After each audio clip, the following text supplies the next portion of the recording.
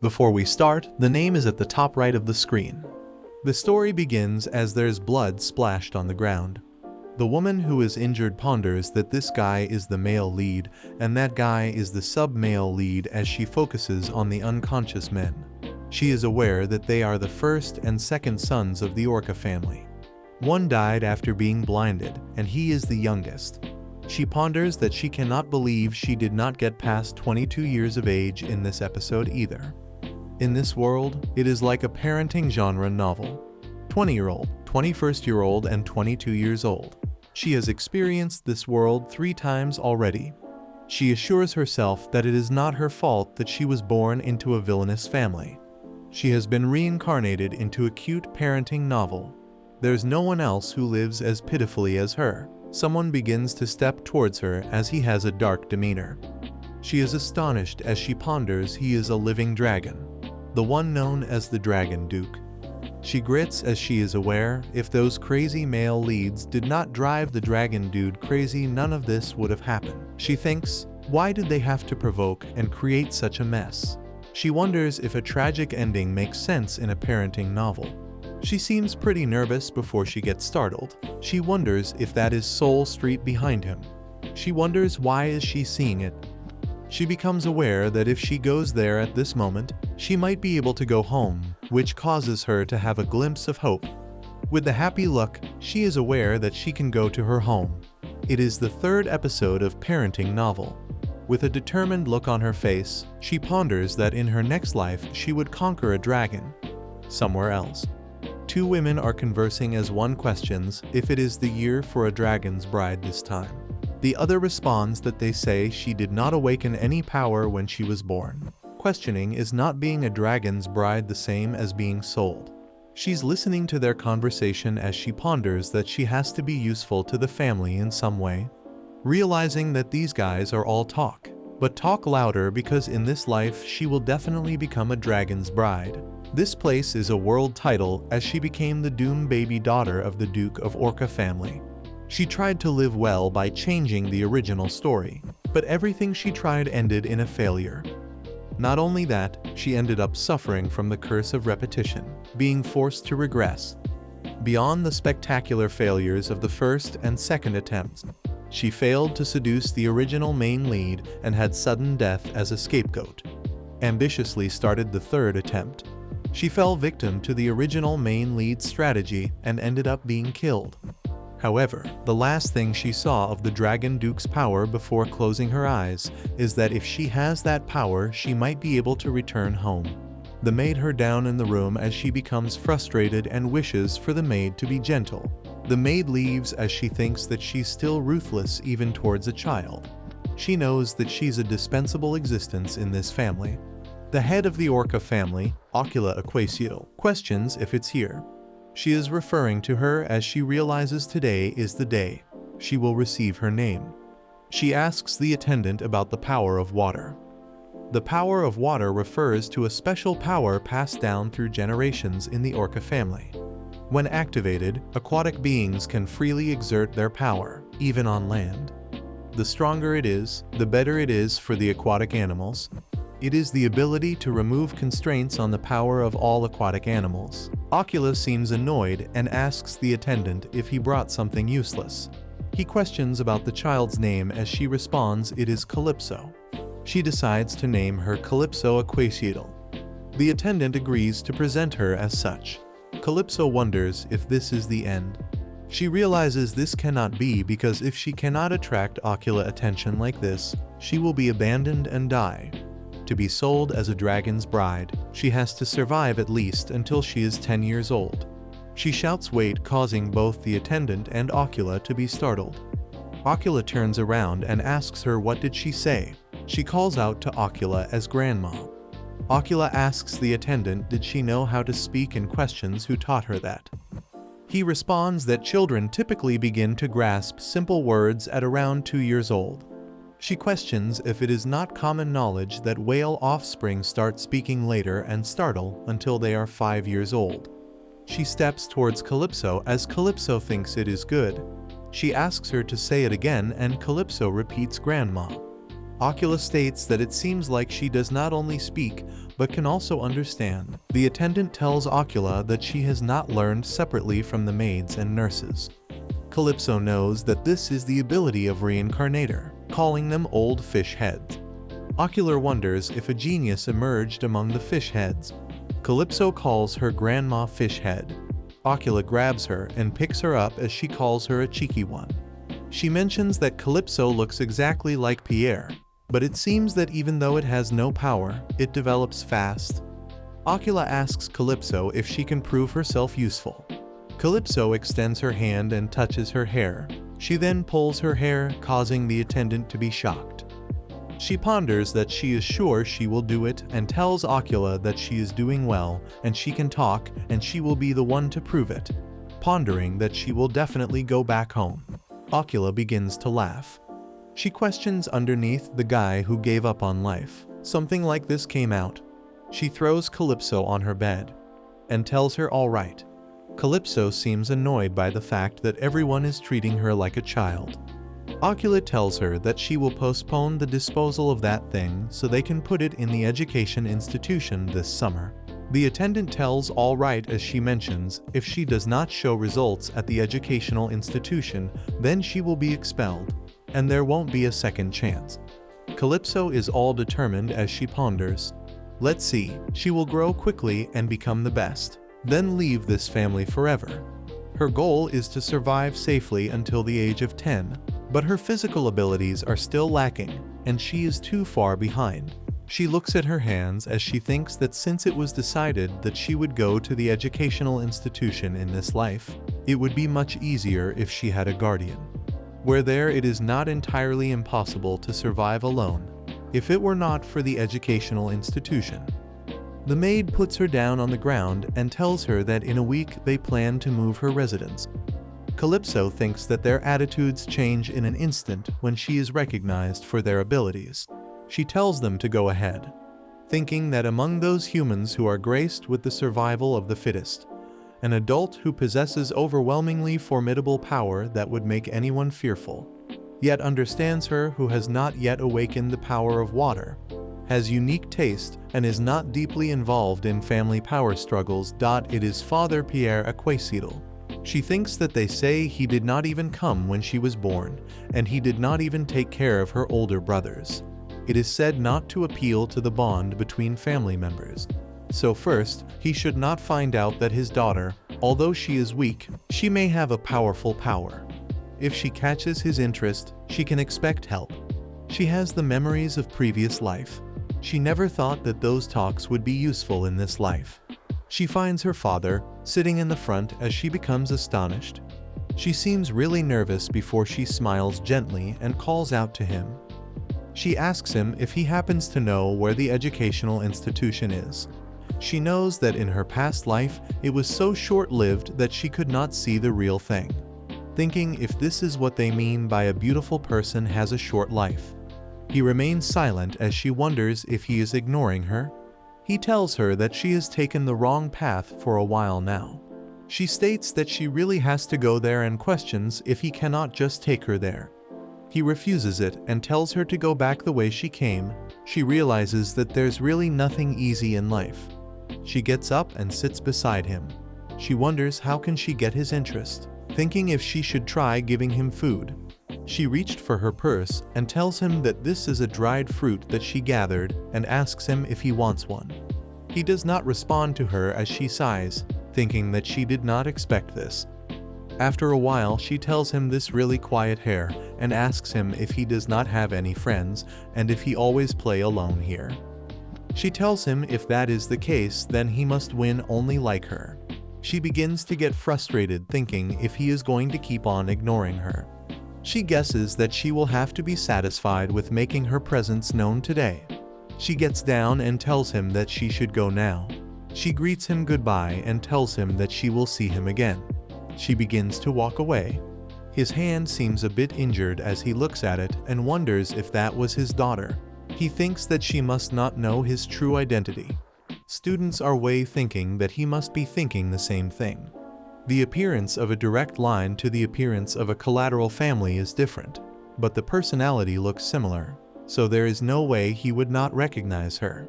It is already the nighttime as she comes back and hears the maids talking. One maid tells the other to quiet that down. The other maid states that for a kid who has barely any abilities, it takes a lot of efforts and it is useless. If only she could just get rid of her quickly. It is a place where they leave young whales like that alone, until they die if they do not awaken their abilities.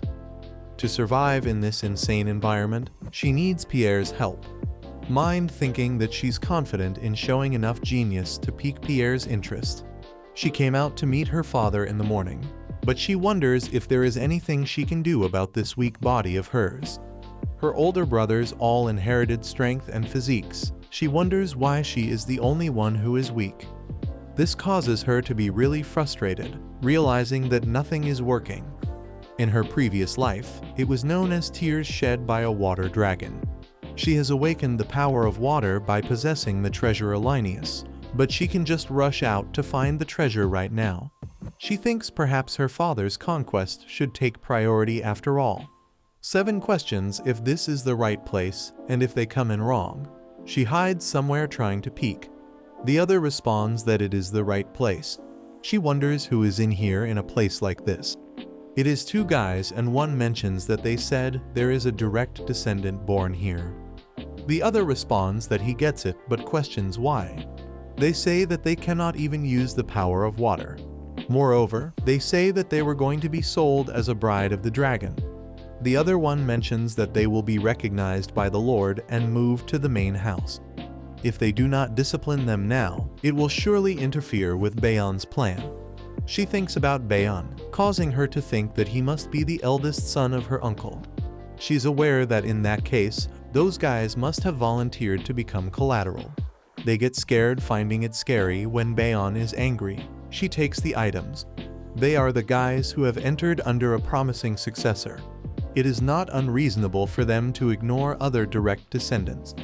One of them states that they have to scold them harshly and make them unable to think of anything else. She ponders that she does not have the power right now, realizing that she has to escape like this. She ends up making a sound, causing their attention towards her. They both calls out to her and tells her to wait as she realizes that she is done for. They both begins to run towards her, telling to catch her as she runs ahead. They are looking for her. She continues to run, gasping for breath and realizing that she is exhausted. She knows that she cannot hold out much longer. She ends up falling down, realizing that she is caught. One of them asks her if she's really a direct descendant and why does she seem less than competent. He mocks her that she cannot even use the power of water. So how did she get recognized by the Lord?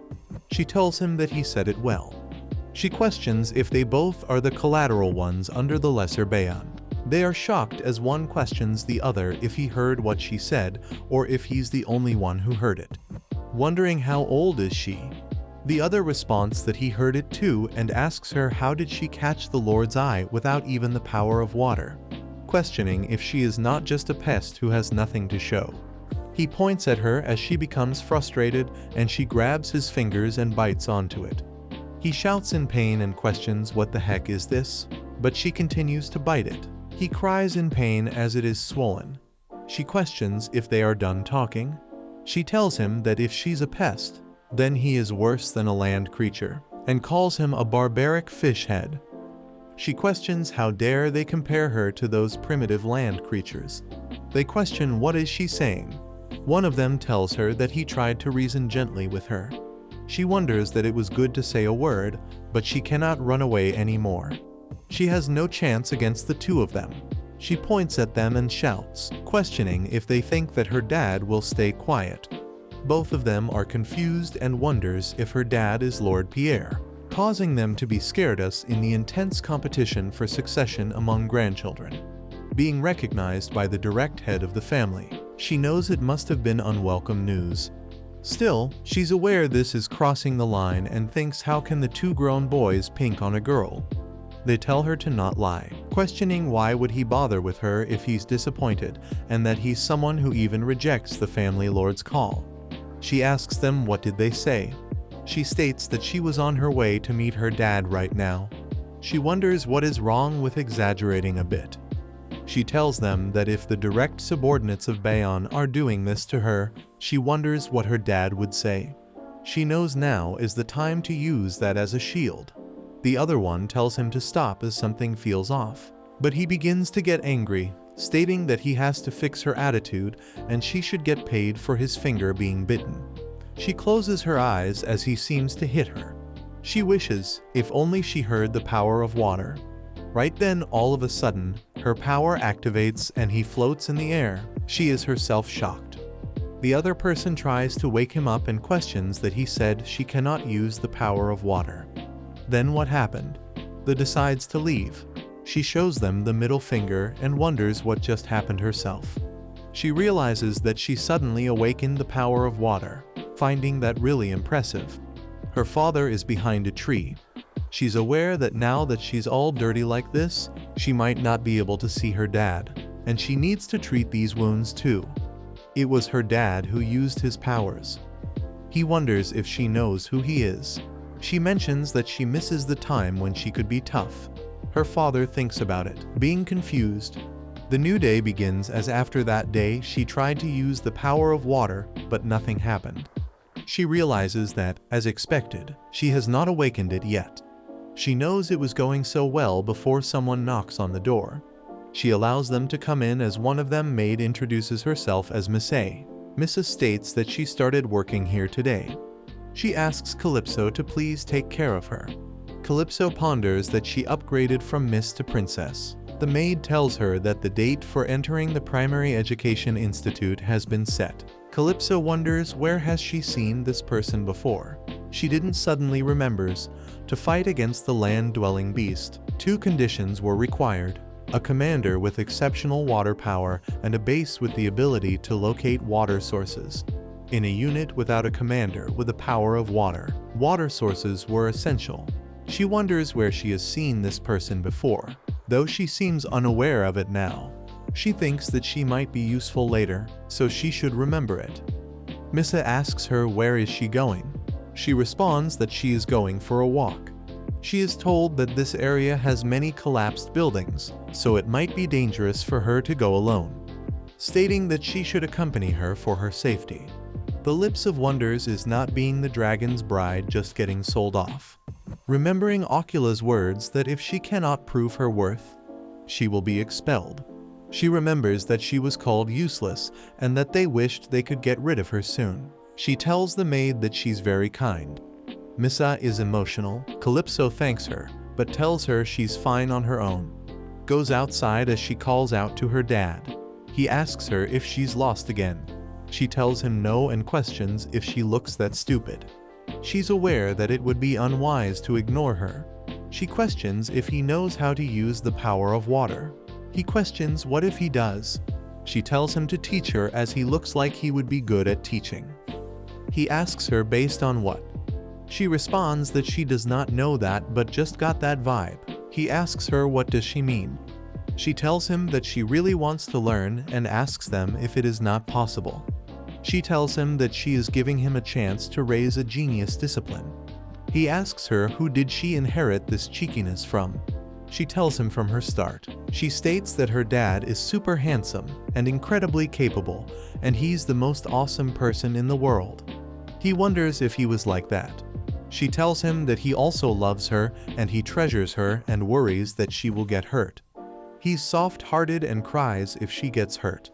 News about her past that who would call her princess and tell her that he loves her so much and asks her if she got hurt and that he would kiss her to make it better.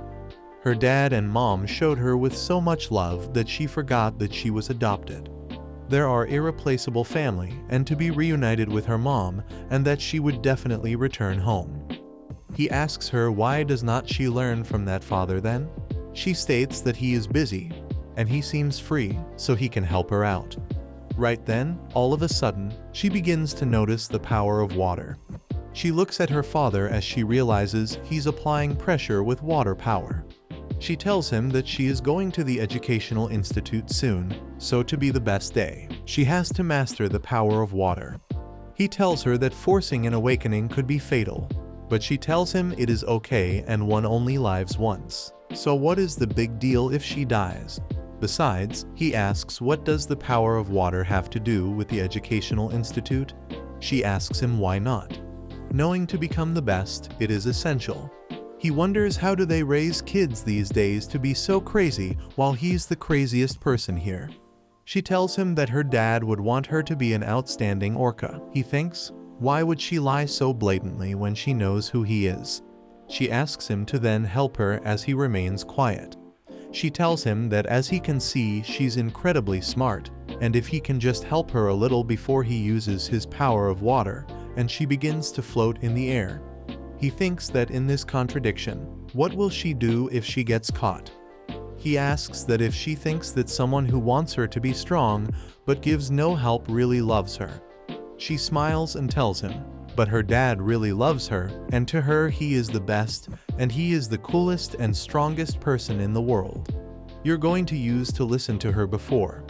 After a while, he tells her, this time to set the time on her own. He mentions that he will tell this to her in advance, but he does not consider age, so she should be here at the same time every day. He lives as she's really glad and excited to know that he's willing to help her. She asks him what should she call him, is it Mr. or Master? He tells her whatever she wants to. She states that she will call him Master and thinks that if he is helping the awakening of the power of water, then it is only a matter of time. She knows that she will never regret this meeting and decision.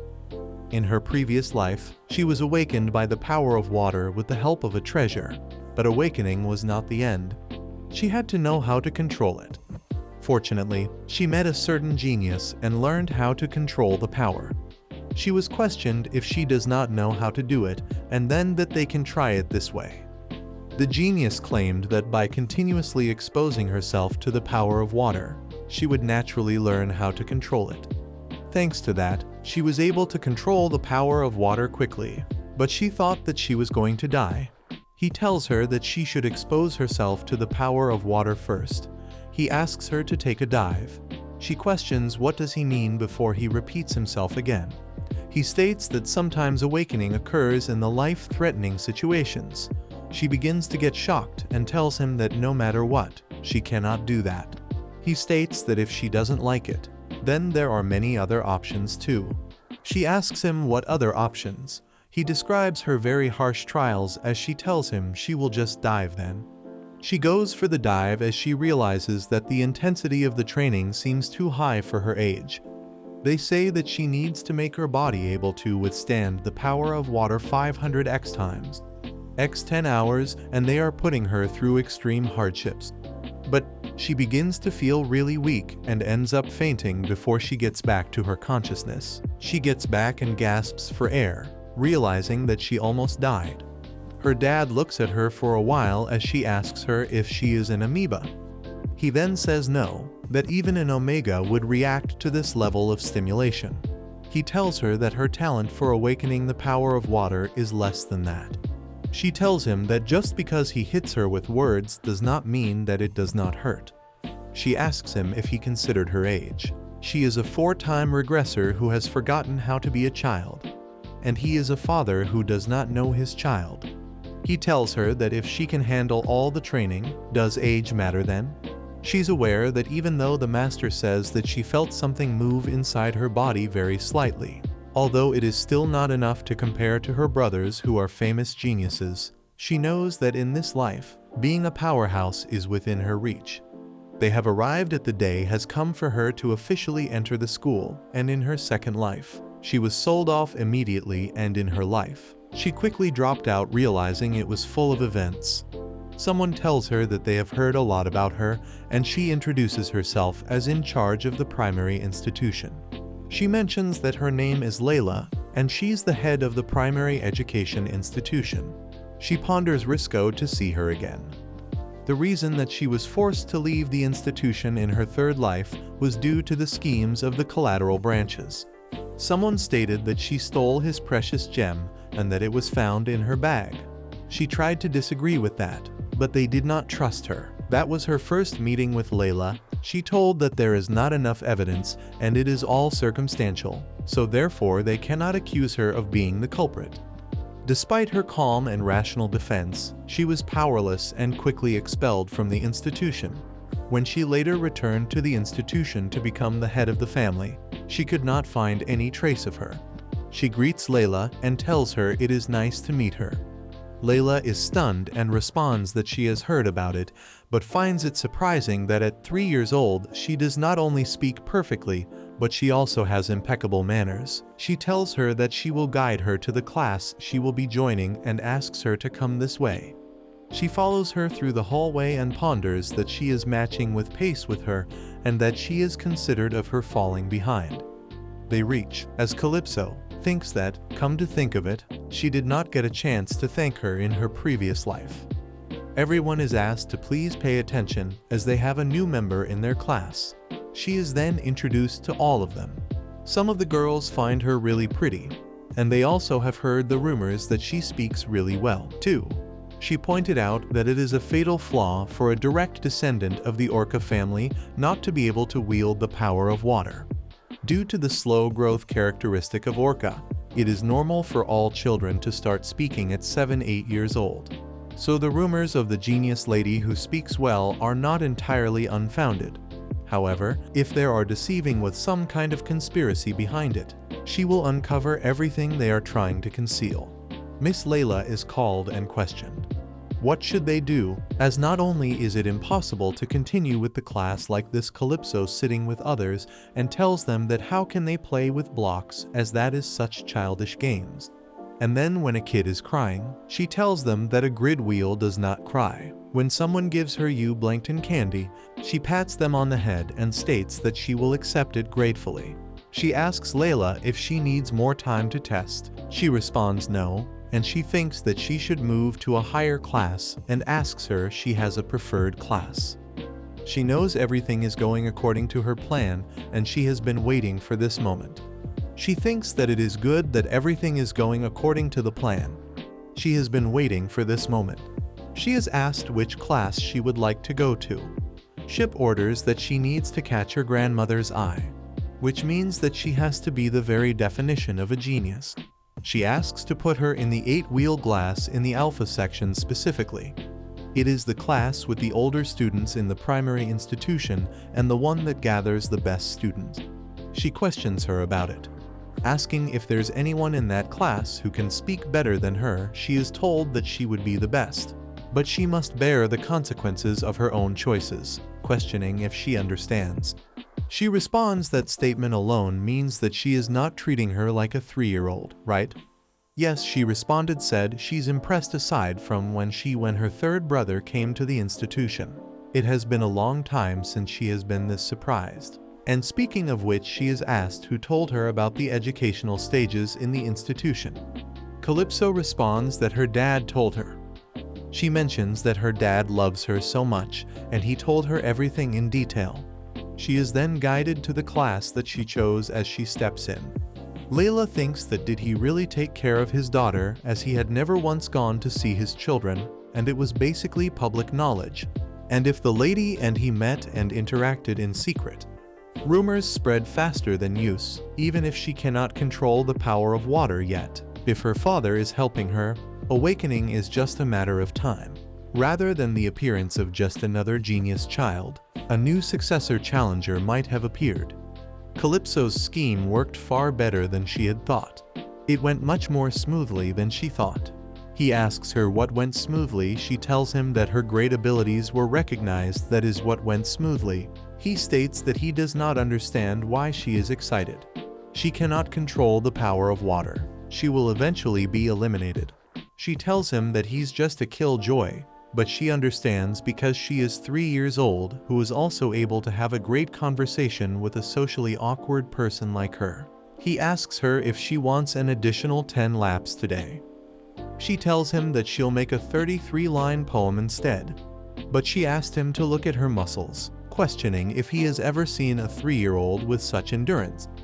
With these muscles, she might be able to break stones soon. He finds it really strange she cannot produce water, but her physical abilities keep improving. He asks her to follow him as there is training to be done. She follows him as she tells him that his house is really nice.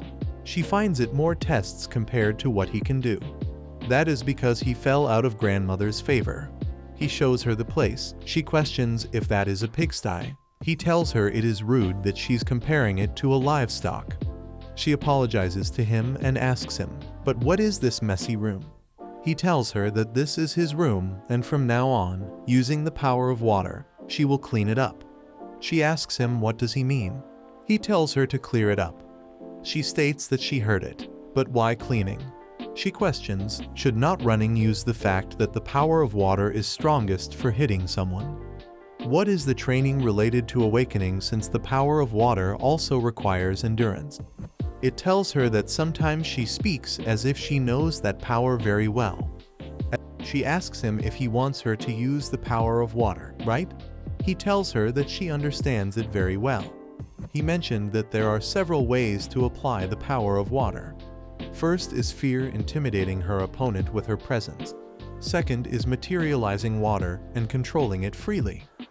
Third is removing the restrictions that water beings face on land.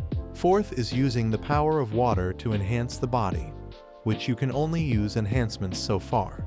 If awakening is not far off, she will have to keep using her powers regularly. She wonders if he messed up the room on purpose to train her, finding him a strange father.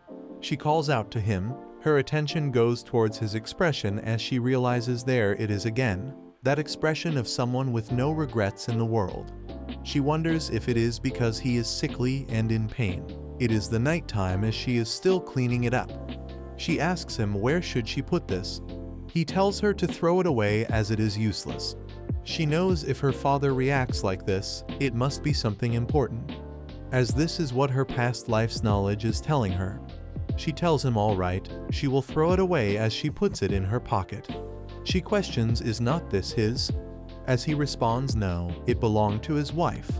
That surprised her, realizing there was no warning before saying that. Even though she is living a repetitive life, what she knows about her mother is that she was an orca and a good person. That is all she's aware of. There is nothing else.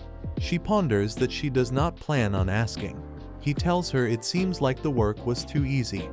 She responds no, it was not. He states that she should hurry up, questioning if she's planning to do this all night. She becomes really frustrated, but thinks that using her powers continuously is helping her improve. She feels stronger compared to just running. He observes her and smiles slightly. Her body aches. She's told that as she had requested, she will continue to use this place. She understands. She's aware that if she goes back to that main house, it will be harder to meet her father, even though he said that she would be doing laundry next time. He tells her to not question his training. She wonders if she should just quit all this training. She is then called as she is asked if she should go now. Kalispell finds her more polite than yesterday. She's told that she has become quite famous in just one day. It seems word has spread to at least 16 of the Orca branch families, causing her to be shocked, thinking if the news from yesterday spread already. She was told that the teachers present yesterday each had loose lips, that one of their father is a flying fish being. She wonders if it is flying fish, then they are known for being chatty. And since it was shocking news, gossip tends to spread faster when it is scandalous. She knows. It sounds like they think her story is scandalous. Layla tells her for some time. It is the kind of story they hope was scandalous. The work of family consists of about 32 branch families centered around her grandmother.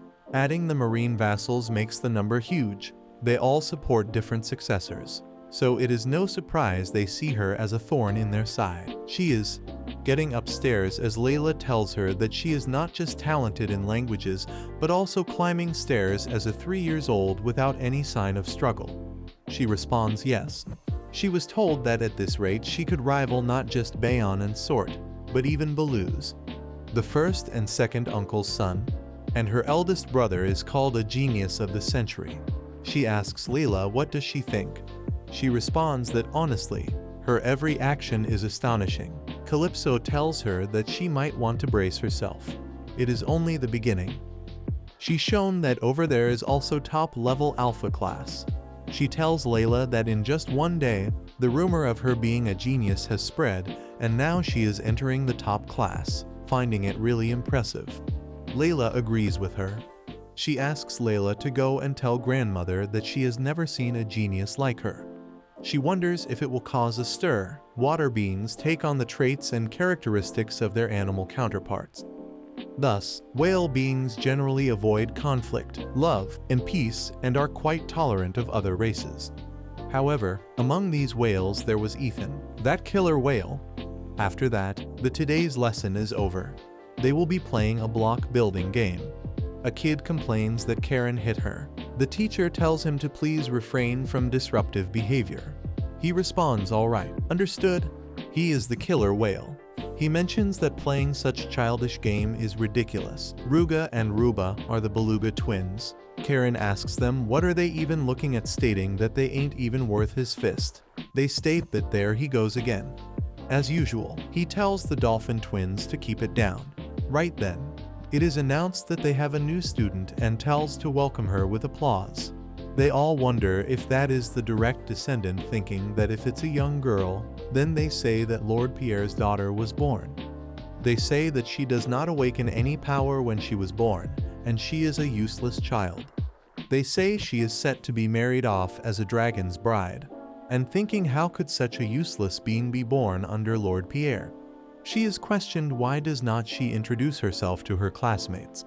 Karen smirks, thinking that she is just somebody and he will make her cry. She tells everyone that it is nice to meet them all. The institution established by the orca teaches the law of the jungle. The girls finds her really pretty and the way she talks. She thinks that she will definitely become the best. She introduces herself and mentions that she hopes this class meets their expectations. The teacher asks if everyone heard her, and asks the students to please welcome her with a warm round of applause, stating that now they're going to play with blocks, and asks everyone to be at their places. Right then Karen appears and asks her if that is her natural hair color. She realizes that he came, and she asks him who is he and how old is he. He introduces himself as Karen, and he's 8 years old. He tells her that she's a direct descendant and very young, finding it adorable. And she ponders that he is a stupid guy who is everywhere.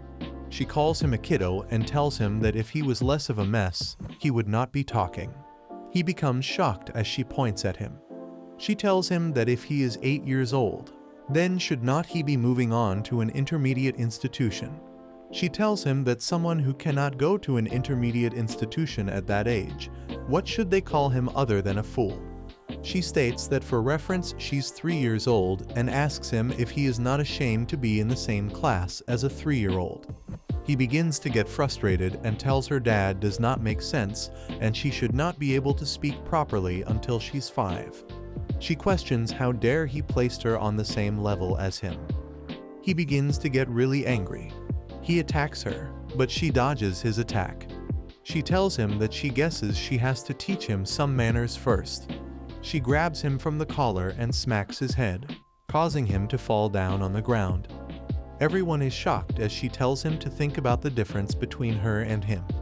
She states that she did not want to resort to violence either, but she has no intention of tolerating insult. She scares him, stating that her dad told her not to go around getting beaten up. Everyone is shocked. Even the teacher questions if it is possible to exert such strengths without awakening the power of water. Layla knows that Karen lacks brain, but he's excellent when it comes to strength. To subdue him so easily like that. With this, rumors will start to spread so everyone will know. She finds it very good, just as she had planned. She is aware that she has taken over this class now, and this is the attention given to the boss of the land. The teacher tells everyone to take their seats as it is a great whale needs to study hard. When she is back home, she realizes that today was a fulfilling day. She was told that there won't be any further need to transfer classes and she might stay in the beginner institution for a long time. She suddenly called us. She's greeted. She was told that she saved their class as Karen always picked on them and she destroyed him. She wonders if these are the white beluga dolphins. She knows that white beluga dolphins were known for their intelligent and righteous character, by killer whales' standards at least. She questions what are their names. They introduce themselves and that their name together is Ruga Ruba. She tells them that it is nice to meet them and asks them to please look after her in the future, stating that they will be the first she has met who shares a common name with her. She wonders, could it be that her third-grade teacher was also a dolphin? Although he was unlucky, he was a clever fellow. They tell her they are deeply grateful to her, stating that their mum said she should be nice to someone they met for the first time. She tells them that she does not think this is the first time they have met, thinking what is wrong with them all of a sudden. She is then asked if using the stairs hard, and if she's strong enough. She tells them that now. She has never found it hard, but they still pick her up, telling her that they will help her, and they are her friend from today. She got used to it. She thinks that it seems like she has acquired some cute underlings. All the servants are there as she wonders why are they here. She has not seen lots of these faces before. She is told that it is an honor to meet her. She questions what is all this about. He just wants it. According to Calypso's wishes, during her stay in this building, servants were sent from their domain to ensure that she has a more comfortable stay. She wonders if that is why the previous maids looked so dissatisfied. She thinks that now that it is like this, she should handle it step by step. She states that she will use her own personal caretaker and calls out to Miss A. She mentions that she was the only one who was kind to her, so she would go with her, especially when it came to making sure she had meals. She questions do not they do that in the main house, stating that here it is pretty common for the staff not to be given proper meals. She's told that it is because only the strong survives, which she tells him that it is the rule of the Orca family and she knows it very well. She tells him that what enduring scalding hot baths to the point of getting burns is that also a rule that Orca family holds. She states that she does not think neglect and abuse towards children are trials that needs to be overcome. He asks her if these things happened here. She tells him that that's why she's going to tell that about all of this. He asks her if she means Pierre. She tells him that he is very curious about her. He asks her if she will allow it. Then he will conduct a thorough investigation of the staff here. He is aware if they do not act now, it will be a disaster. She tells him all right, stating that other kids might have been affected too. She asks them to make them pay for their sins. She states that she will make sure to tell her dad everything he asks her to take care of it. She grabs onto Missa and tells her now that it has come to this, she should please take care of her. Missa responds that she will do her best to serve her. Missa is out as she thinks about Calypso's words earlier that she does not think neglect and abuse towards children are trials that needs to be overcome, realizing that she said that she was a genius. In her room, she remembers that in her previous life, the whole dolphin family was annihilated. The white dolphin and dolphin beastmen are particularly intelligent. But in the third life, the white dolphin family was wiped out before she could do anything. That culprit was her uncle's son Baron, for the simple reason that they annoyed him. She knows there is no need to gather talents for the war if she wants to hit Grandma hard and disappear. Before she is questioned if she's studying, causing her to be shocked. They tell her that just like the rumors say, she is so smart and that she's reading with such tiny cute hands. She is told that she's just too adorable. She tries to say something as they melt, telling her that her voice is so cute. She thinks that she was worried about the temperament of the staff from the main house, realizing that was an unnecessary worry. She then meets the Beast Man as they tell her they're friends from the same hometown. Introducing themselves as Dee, Theo, Aya, they tell her that she can speak so well, and she's so cute and smart, and even Lord Baloo's and Lord Atlan were not this good. She tells them that she will stop here and introduces Miss A, stating that she is her nanny and asks them to get along well with her. They asked her if she used to work here, Data, her desk. Nice to meet her, and that she should feel free to speak comfortably. She tells them that they all should stay here and she'll go and see her father. She thinks that if she stays here any longer, she won't be able to escape the endless chatter. But still, it is nice that this feels like a home. A few days later, recently life has been really more peaceful than any other time. She finds that really calm as everything is great, except for one thing, which is the laundry, causing her to think if this is really training. He stares at her as he wonders how many times does he has to tell her to understand. He tells her to step on it as she curses him. She knows that the training is getting crazier and wonders, who was it that said that he likes things clean? Realizing that there's years worth of laundry piled up. She asks him how does she realize this. He questions if she still cannot summon water. She tells him, but she took down an 8-year-old. He tells her if she cannot even do that, she is not worthy of the family. She responds that is why she does not really want to talk to a true genius. She asks him to believe it or not, but she was really popular in her class. He states that it looks like the standard of Orca children has dropped quite low recently. She thinks now she is able to understand why her brothers say that their father is hopeless, thinking that he can be the boss, but since she has never failed a training session before, she will do what she is told this time too. She tells him it is hard to step on it properly and questions what should she do. He asks her where is she planning to use her strength. She realizes it is going down and questions if you can see that. She stepped on it. She knows if one applies weight like this, it perfectly compensates for a small body. She is doing it as she tells him that just like he said, she is able to do it and finds him the best. She tells him that his story the best.